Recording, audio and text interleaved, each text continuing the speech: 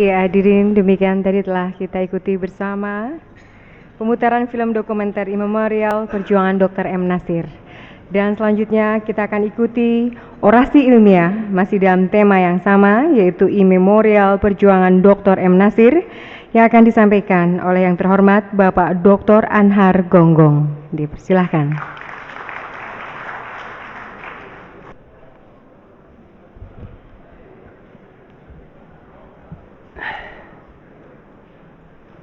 Pak Dr.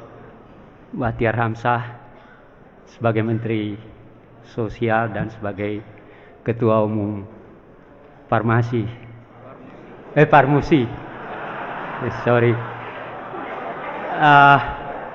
Pak Wakil, para pemimpin Islam yang saya hormati, keluarga Pak Natsir, para hadirin yang amat saya hargai.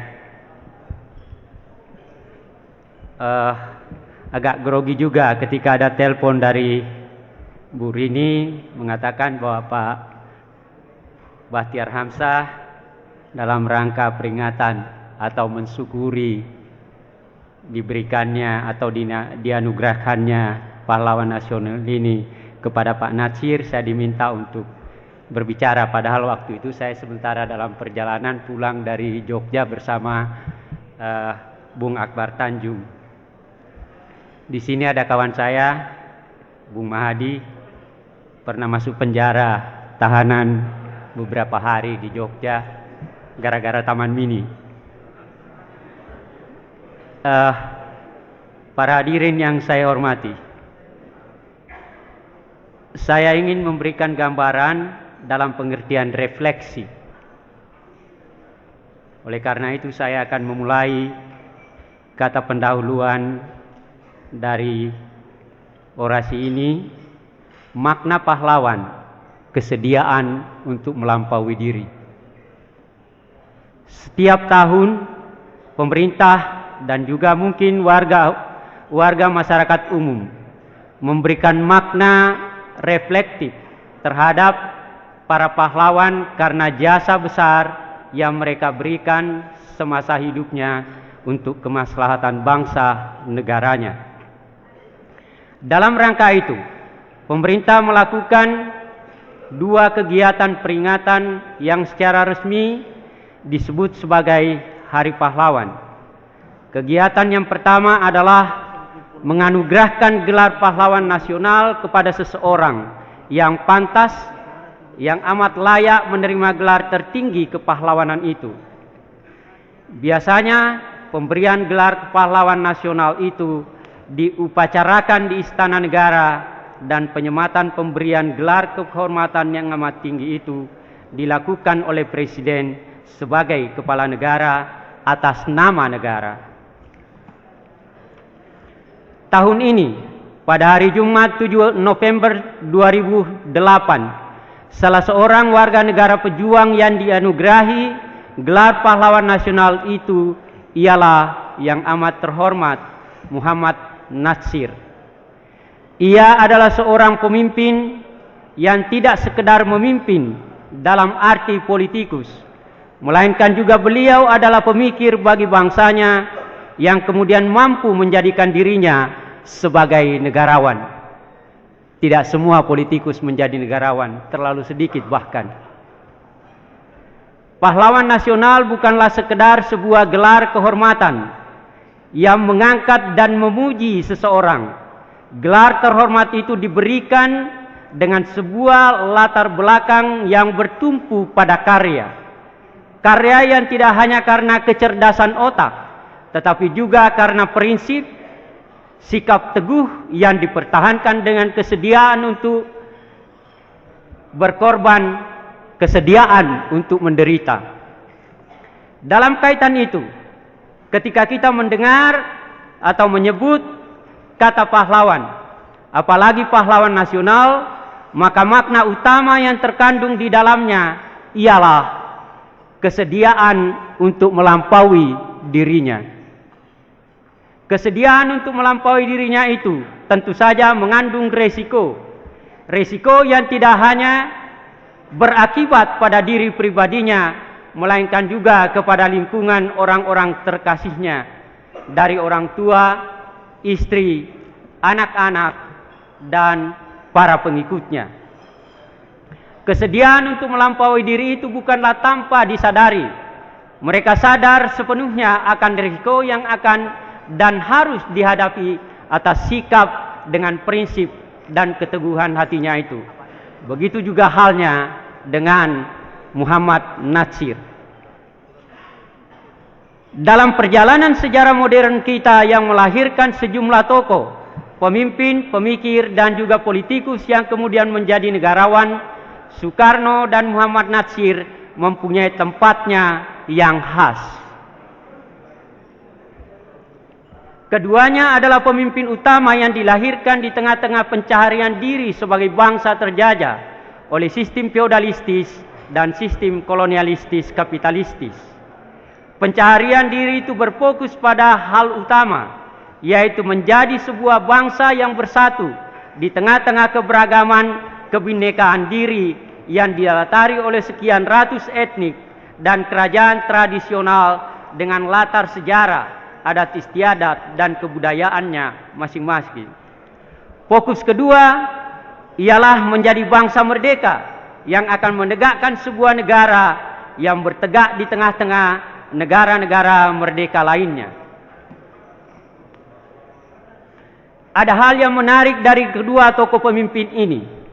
Hal menarik itu ialah, paling tidak menurut penglihatan saya, hubungan mereka yang berada dalam suasana toleransi dan juga konfrontasi.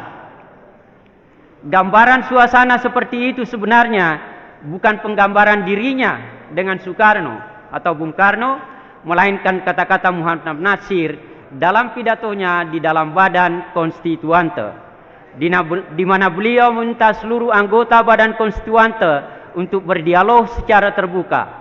Muhammad Natsir menyatakan konfrontasi dalam suasana toleransi.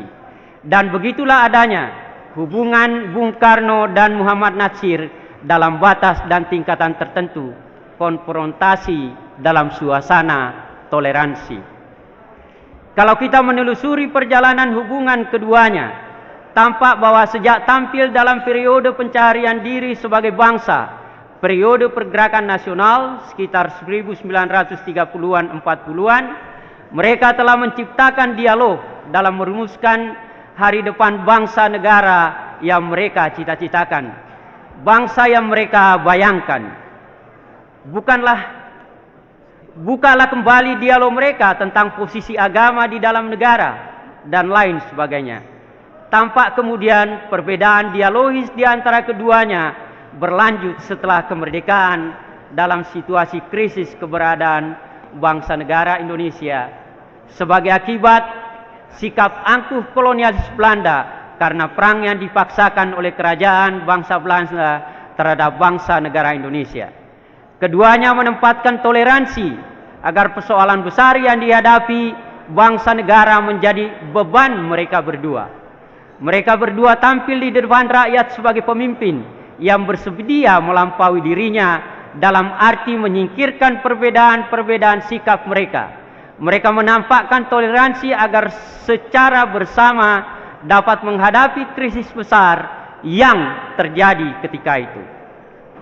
Tampak bahwa kemudian Muhammad Natsir mempunyai posisi yang secara politik tidak dapat diabaikan.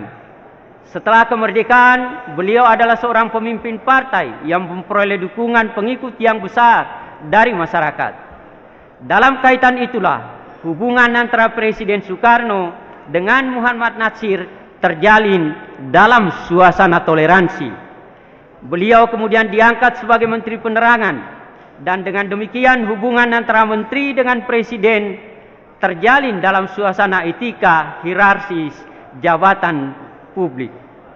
Bung Karno yang landasan pemikirannya berbeda dengannya adalah kepala negara, presiden konstitusional yang mempunyai kedudukan yang tidak hanya amat penting, melainkan juga amat terhormat dalam bernegara bangsa. Dalam hubungannya dengan konfrontasi dalam suasana toleransi itu, dalam perjalanannya kemudian terhenti oleh karena sikap dan prinsip politik kepemimpinan yang berbeda. Soekarno merumuskan langkah politik ideologisnya dalam bentuk demokrasi terpimpin Nasakom, dan Muhammad Natsir bergabung secara terpaksa dengan pemimpin militer yang menentang pemerintah pusat ketika itu. Ironi sejarah pun terjadi. Dua pemimpin terpaksa berkonfrontasi dalam suasana tanpa toleransi. Presiden Soekarno yang antara lain bersama PKI dalam rangka Nasakom menjalankan sistem pemerintahan demokrasi terpimpin dalam situasi serba terpimpin dengan revolusi yang sebelum selesai itu. Muhammad Natsir menyingkir ke hutan, dan dengan itu beliau pun dianggap sebagai bukan bagian dari bangsa yang revolusinya belum selesai. Singkat kata, tahun 1962 Muhammad Natsir kembali ke pangkuan Republik. Beliau pun mendapat amnesti dari pemerintah Republik di bawah sistem terpimpin. Sebagaimana diketahui, walau sudah mendapat amnesti dari pemerintah, toh beliau tetap dianggap sebagai pembangkang yang harus menjalani hukuman penjara atau di rumah tahanankan. Hukuman yang demikian itulah yang dijalaninya sampai tumbangnya rezim demokrasi terpimpin yang berawal dengan gerakan G30 PKI yang dicetuskan oleh Letnan Kolonel Untung dengan Dewan Revolusinya. Akibat gerakan yang sampai kini masih menjadi polemik tentang siapa pencetus pelakunya, posisi Presiden Soekarno dan PKI pada akhirnya tersingkir, dan Jenderal Soeharto pun secara berangsur mengambil alih kekuasaan dengan dukungan dari unsur-unsur yang anti pemerintah demokrasi terpimpin, khususnya yang anti PKI. Tumbangnya pemerintahan demokrasi terpimpin dan PKI membuka jalan bagi pendukung dan simpatisan Muhammad Natsir untuk melepaskannya dari lingkungan penjara pemerintahan demokrasi terpimpin.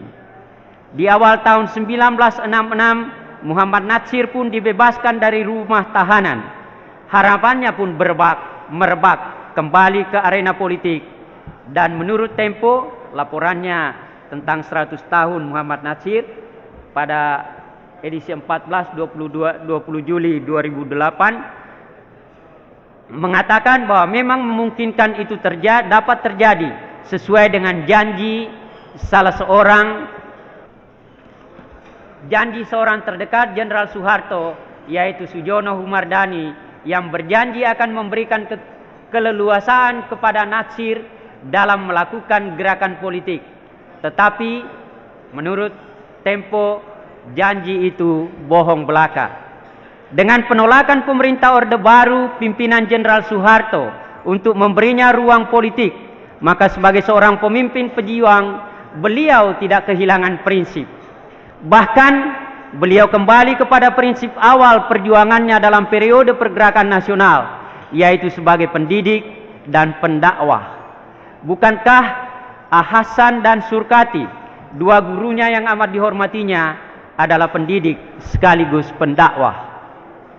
Dalam kaitan dengan pendidikan itu, kita perlu mengingat bahwa di Bogor menurut Tempo tanggal 17 Juni 34, Natsir menyampaikan pidatonya dalam rapat umum kaum muslimin. Maju mundurnya salah satu kaum bergantung sebagian besar kepada pelajaran dan pendidikan yang berlaku dalam kalangan mereka. Dengan dasar pikiran itulah maka beliau mendirikan pendidikan Islam. Bersama Bung Hatta, beliau pun merencanakan membentuk sekolah tinggi Islam. Namun karena situasi menghadapi perang yang dipaksakan oleh kerajaan Belanda, maka rencana pembentukan sekolah tinggi Islam itu dipindahkan dari Jakarta ke Yogyakarta.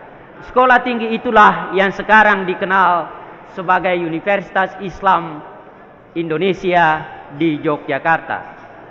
Demikianlah, seperti telah disinggung di atas, langkah Muhammad Natsir membentuk Dewan Dakwah Islamiyah Indonesia bukanlah sesuatu yang baru, melainkan merupakan kelanjutan dari langkahnya ketika beliau tampil sebagai pemikir dan pendakwah dalam periode pergerakan nasional.